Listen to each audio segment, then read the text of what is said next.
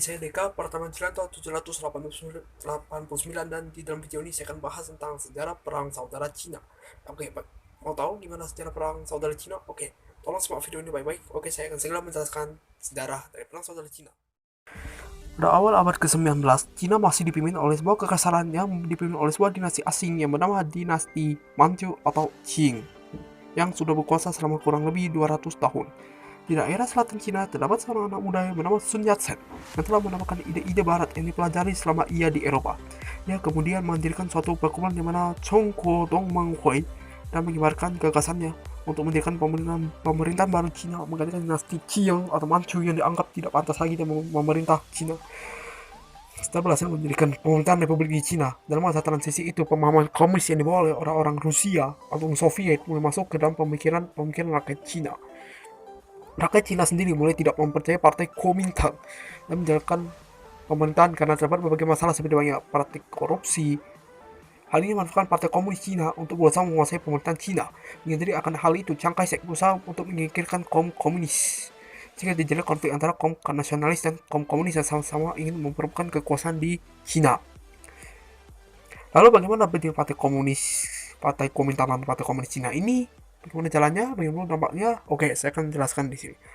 Berdiri partai Kuomintang dan partai komunis Cina untuk dinasti Manchu terjadi karena kekecewaan rakyat terhadap pemerintahan Manchu yang dianggap tidak bisa lagi mengendalikan pemerintahan. Hal ini menyebabkan kekalahan demi kekalahan terhadap bangsa Barat bagi bidang diplomatik maupun militer.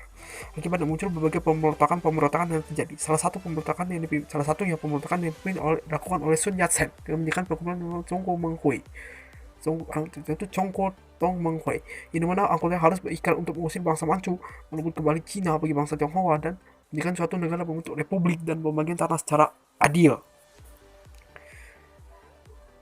Berhasil mendirikan Republik Cina, perkumpulan itu berubah menjadi Kuomintang, Partai Nasionalis Rakyat pada bulan Agustus 1912 yang berlandaskan 3 asas rakyat.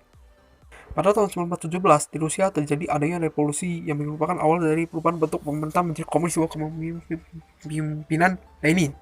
Karena kedekatan geografis, mereka membangun hubungan diplomatik dengan Cina serta adanya keinginan menyebarkan komunis di Cina. Pada tahun 1919, Hu Xinqi, salah satu agen dari Kuomintang, berhasil mendirikan sekolah komunis pertama di Cina. Selain itu, ia ditugaskan untuk mencari kader-kader komunis yang revolusioner di Cina.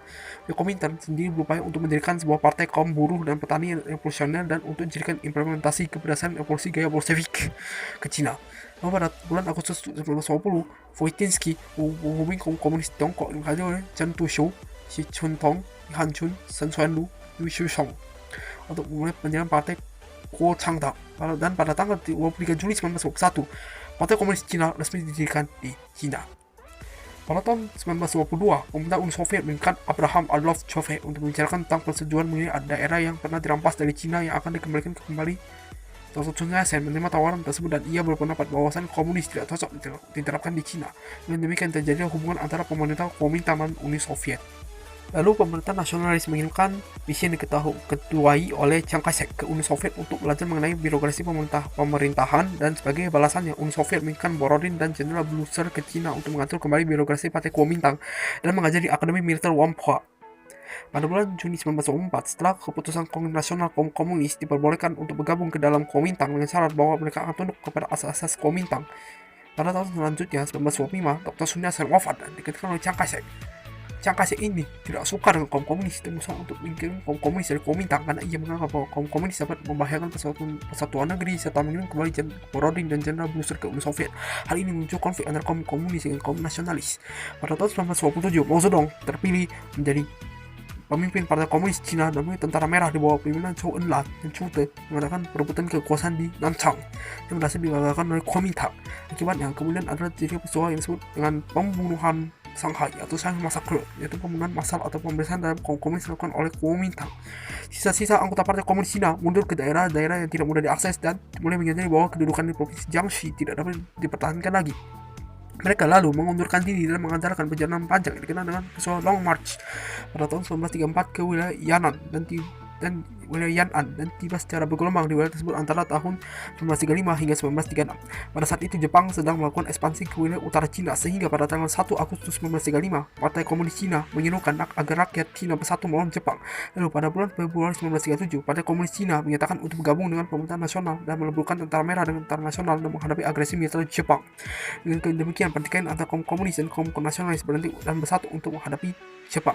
Pasca Perang Dunia II berakhir dan Jepang menyerah, pertikaian kaum nasionalis dan komunis kembali terjadi untuk membangun kekuasaan di Cina. Chiang Kai-shek sendiri merasa khawatir dengan tentara merah yang menguasai daerah pedesaan yang sangat luas, sehingga ia minta bantuan Amerika Serikat untuk membantu menyelesaikan permasalahannya di Cina. Pada tahun 1945 Presiden Truman berusaha menghindarkan perang saudara di Cina dengan mengutus Jenderal George Marshall untuk bertindak sebagai perantara bagi antara pemerintah nasionalis dan dengan Partai Komunis Cina. Namun seperti Marshall, pertempuran antara pemerintah nasionalis dengan Partai Komunis Cina kembali terjadi dengan skala yang semakin meluas. Pada tahun 1947, pemerintah nasionalis berhasil merebut kota Yan'an dari pihak komunis. Meskipun pada awal terdesak, keadaan segera berbalik ketika komunis menekan politik land reform. Hasil pada tahun 1948, tentara merah berhasil merebut kota-kota yang dikuasai oleh kaum nasionalis seperti kota Jinan, Changchun, Mukden, dan Suzhou. Pada tahun 1949, Beijing jatuh ke tangan komunis dan merubah nama kota itu menjadi Beijing. Sebelumnya bernama Beiping yang diubah menjadi Beijing. Tentara merah yang menguasai wilayah utara segera melancarkan serangannya ke wilayah selatan dan memaksa pemerintahan nasionalis memindahkan ibu kotanya dari Nanjing ke Kanton. Lalu tentara merah berhasil merebut kota Taiwan dan Nanjing. Kemudian berikut kota Hankou, Shanghai, dan Qingdao jatuh dalam genggaman tentara merah. Dampak dari konflik ini sendiri ialah setelah hampir seluruh wilayah Cina berada di tangan kaum komunis, maka Mao Zedong mempromosikan berdiri Republik Rakyat Cina atau sekarang bernama Republik Rakyat Tiongkok yang ibu kota ada di Beijing pada tanggal 1 Oktober 1949. Lalu pada tanggal 14 Oktober, Kanton berhasil dikuasai tentara merah dan selanjutnya provinsi Chongqing serta provinsi Yunnan dan Hainan berhasil dikuasai kaum komunis, sehingga pemerintah nasionalis tidak memiliki wilayah lagi di Cina daratan, sehingga 100% Cina daratan itu atau mainland China itu dikuasai oleh komunis di bawah pimpinan Mao Zedong tadi. Dengan kekalahan itulah kaum nasionalis bawah pimpinan Chiang Kai-shek melarikan diri menuju ke Pulau Formosa yaitu Taiwan yang menyeberang Selat Formosa sejauh 1.100 km. Kemudian pada tanggal 7 Desember 1949 Chiang Kai-shek menyatakan kota Taipei sebagai ibu kota sementara Republik Cina di Pulau Taiwan. Itu saja yang bisa saya sampaikan tentang sejarah perang saudara Cina. Mohon maaf dalam penyampaian yang saya sampaikan terdapat banyak kesalahan karena kesempurnaan itu hanya milik Allah SWT. Dan saya akhiri video ini. Saya mohon ampun kepada Allah. Wabillahi taufiq wal hidayah. Wassalamualaikum warahmatullahi wabarakatuh.